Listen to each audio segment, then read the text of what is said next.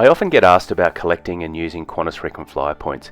Is it even worth joining? What's the best use of my points? And how hard is it to fly business class, score the lay flat bed and the exclusive service? Flying in the premium cabins is a game changer, and once you start, you won't want to go back to economy. I thought I'd share my experience in both collecting and using my frequent flyer points, so I'll be adding more to the channel, so we do have a few trips booked, all using points. This one's a classic reward redemption in business class. Let's fly. But today we're travelling on British Airways on the business class through to London. Here we are at Sydney Airport about to check in, and so let's see what it's like. Business class on British Airways is referred to as Club World, which has its own dedicated check-in counter. It only took a few minutes and then it was off to immigration. Another perk of flying first and business class is skipping the queues, as there is a dedicated immigration counter for those flying up the front of the aircraft. Big shout out to Sydney Airport today. First day of school holidays, probably 30 minutes from check-in through immigration, through security. Now off to explore the lounge. BA uses the house lounge here at Sydney Airport. We haven't chosen this one today. We've tried the Qantas International Business Lounge. So travelling on a One World airline, we get access to the Qantas International Business Lounge. It's only just gone midday, so probably should just help myself to a sparkling water. The lounge was pretty busy on this visit, so I tried to avoid being too much of a nuisance by filming, and being first timers, I had some exploring to do. There's a decent view out onto the runways for plane spotters like me. There's also a wide selection of food and drink, including barista coffee, complimentary of course. I absolutely loved the self-service beer tap. I couldn't help but pour myself a beer to celebrate our first international business class flight. I lost track of the number of times that it took me to get this right. Remembering how much food costs at airports, it's nice to have access to the lounge for free. The BA 787 gets a bad rap for its business class product. It's pretty out of date and nowhere near the quality of the product offered by other carriers. It's in this weird yin-yang format with an awkward screen dividing each passenger. Flying with a trusty sidekick, this wasn't an issue for us. I was hopeful that BA would have updated their schedule to fly the Club World suite on the 777, but we missed out by about 5 weeks. It came down to availability. It's better than economy, and it only cost about 155,000 Qantas frequent flyer points and about $400 in taxes and charges. However, I did splurge and pay an extra $244 for seat selection for the leg to Singapore, as I was pretty certain of a good view and I wasn't disappointed. I was sitting in seat 7A. But paying that amount of money to choose a seat, that sounds like a rip-off to me. It was a slight squeeze to get in, but I entered what was going to be my little cocoon for the next 8 or so hours, and we celebrated with a welcome glass of sparkling wine. The divider would be awkward if you were travelling alone, but actually didn't bother us at all. We're pretty well acquainted. So here we are, ready to fly. On behalf of the entire crew, welcome on board this British Airways flight to Singapore. Service departs on time, please place all large hand baggage securely in the overhead lockers.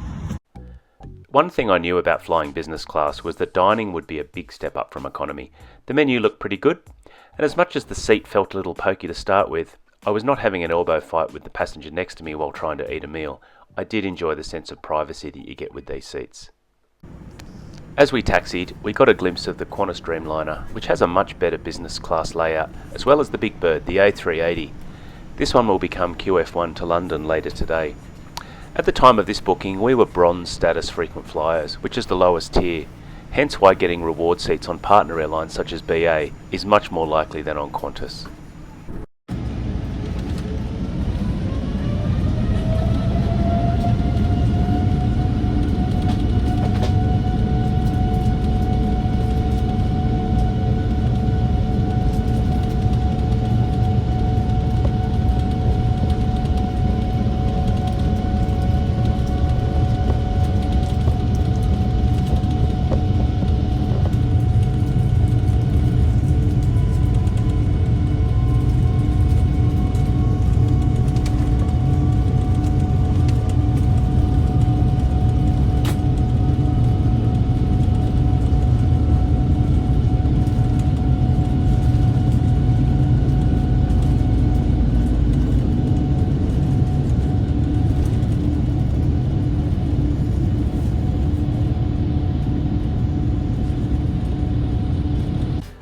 By now I realised my rear-facing seat had given me the perfect view for takeoff. This seat selection was a nice little luxury to have, but given the cash fare would have cost somewhere around $8,000 at the time of booking, it seems wrong to slog passengers with an extra charge for seat selection. Remember, we only paid around $400, and it was our first long-haul reward seat in business class, but I do still hold a grudge, especially after missing out on the Club World suite by only 5 weeks. Scoring classic reward seats in the premium cabins takes flexibility and patience. The One World network has some great options, but there's no guarantee of actually flying on a Qantas aircraft. That said, flying business class is going to be a more comfortable experience anyway. We took off over Botany Bay and turned right. The view over the Blue Mountains west of Sydney was absolutely superb. I must admit, I was a bit dubious about sitting backwards on an aeroplane. I can't do that in a vehicle. But once you're up in the air, you don't really notice it. You get a great view out the window of the Rolls-Royce engine. It's awesome this time of the afternoon as we're coming up through the clouds. Looking around the cabin, you can see how this business class layout works on the Dreamliner. The screens have to remain down during takeoff and landing, which I guess could get a little bit weird. Slight squeeze to get into the seat, but once you're in there it feels quite private. Once seated, there's nowhere to put anything down without extending the tray table.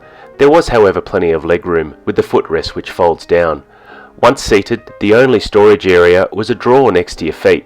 Otherwise, it's the overhead locker. But at only $400 from Sydney to London, I'm really not going to complain. Wi-Fi was available for the flight, but I much prefer the option to disconnect, sit back, relax, and enjoy the flight and the BA service. The entertainment system was pretty good. The screen size was just about perfect for me and folded out with the press of a button.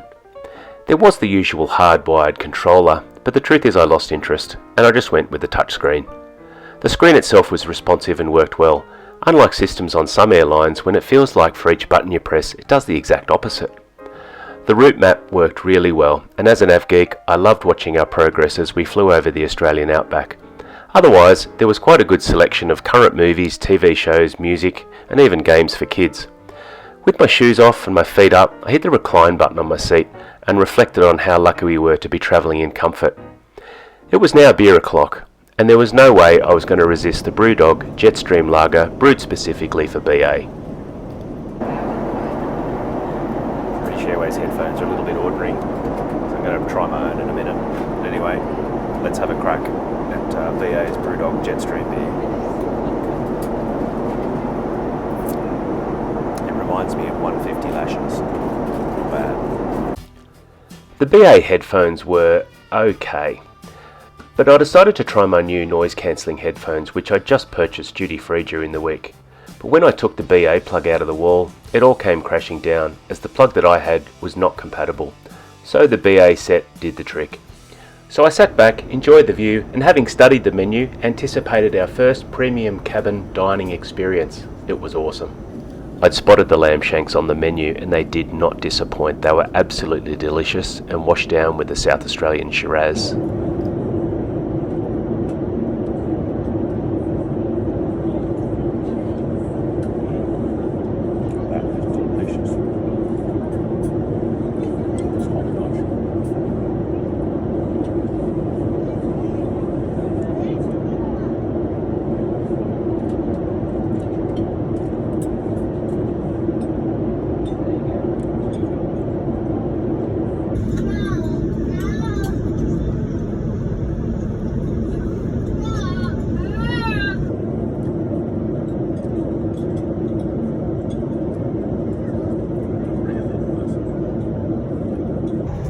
We finished this meal with some sensational double brie cheese from King Island, which is just off the northwest coast of Tasmania. Seriously, if you ever see anything from Tasmania on a menu, just order it. And if you travel to Australia and don't go to Tasmania, you're missing some of the best parts of our wonderful country. Over a cup of tea, we had a chat, compared meals, and were both amazed at the quality and service from the BA crew. The view of the Australian outback landscape never disappoints. Honestly, that meal was absolutely delicious. So far, we can't fault British Airways. They got away early today, pushed back from the gate about 15 or 20 minutes earlier than the scheduled departure time. So everything so far has been really good. I must admit, all the reviews about British Airways business class in this weird yin-yang sort of setup sort of put me off, but it was the only flight available at the time. And to be honest, now we've sat here and had lunch together, literally less than a metre apart, so you can have a good chat with your partner. It's great, obviously, if you're travelling with someone. But yeah, super comfortable. The only downside, it's kind of weird, there's nowhere to store anything. So you kind of got stuff on your lap or sitting on the seat next to you. First world problems, I know. But yeah, everything else is much more comfortable. With the tray table folded into the half position, it was easy to sneak out and visit the loo. While I've been a Qantas frequent flyer member for a long time, I've really only been interested in collecting points for about the last 7 years. With the aviation hiatus during COVID, I collected as many points as I could. By this stage of the flight, we'd realised that life really is too short for economy class when we can fly like this just by being a little bit strategic with our everyday spending to collect and use our Qantas points. The amenities kit was another step up from economy. The lip balm and smelly stuff were lovely. The eye mask was large, soft and very comfortable. I love the socks, and I always take my own socks off during a flight but put the airline socks on. It's always a good idea on a long haul flight. After lunch, the crew started to dim the cabin lights and darken the window shades to try and get people ready for sunset. I thought this was a great idea, and to take it to the next level, I ordered a Singleton 12-year-old single malt whiskey and watched a movie. I was blown away by the comfort we were enjoying at this point in time.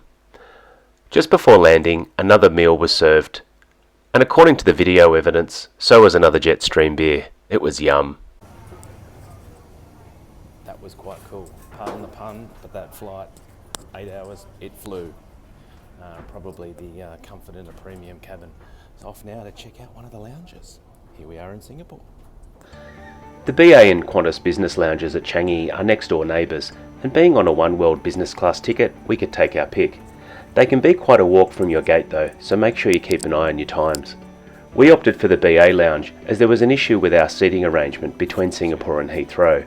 The front desk staff in the lounge fixed it up without any fuss. It was amazing service.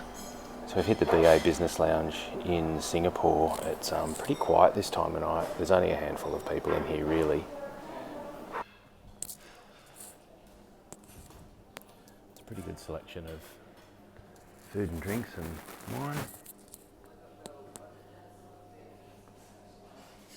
Oh, Bailey's. Oh, that'd be nice.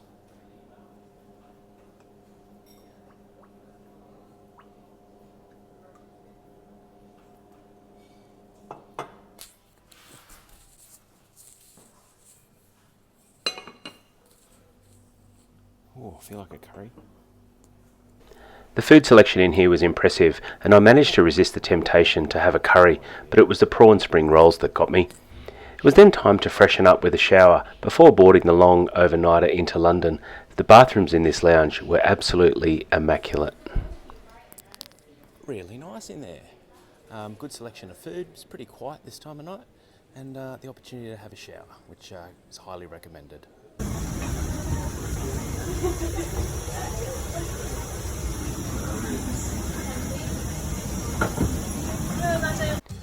Unfortunately, this next leg of the flight didn't go as I had planned. I was seated backwards again, but in a middle seat, which I wasn't a fan of. Of course, another meal was served, and I was questioning my decision to have those spring rolls in the lounge, as well as a Bailey's at that time of night. But I did make up my bed, and while the pillow was fluffy, the mattress topper was very thin, made no difference, and I barely slept. I was very lucky to be able to stretch out though. But to get out of these seats while everyone is in bed takes some work. If you're an acrobat, you'll be fine. The remote control and I decided to go on a second date, and while we tried to make things work, we both realised that it was the end of the line. I did finally find some light at the end of the tunnel though, and was pleased not to have forked out nearly $8,000 in cash for this ticket. So we've arrived into Heathrow about an hour ahead of schedule. Really can't fault BA on their service on board. You certainly won't go hungry on that aircraft, that's for sure. I really didn't get a lot of sleep on that flight. I think that's just me. It was certainly much more comfortable being able to stretch out rather than be cramped up in economy. So a really good use of points, a much more comfortable way to travel. Being able to get off and have a shower in Singapore in the BA lounge was fantastic. So yeah, a fantastic way to use your points. The best value you'll get from using your points is typically in the premium reward seats on the long haul flights, and certainly makes the journey a lot more pleasant. So if you got something out of this review, I'd love it if you give me a thumbs up and write a comment, maybe ask some questions. There's so many different ways that you can collect Qantas frequent flyer points or any frequent flyer points. We particularly have been collecting Qantas over the last few years. So yeah, if you like it, give it a thumbs up. Cheers.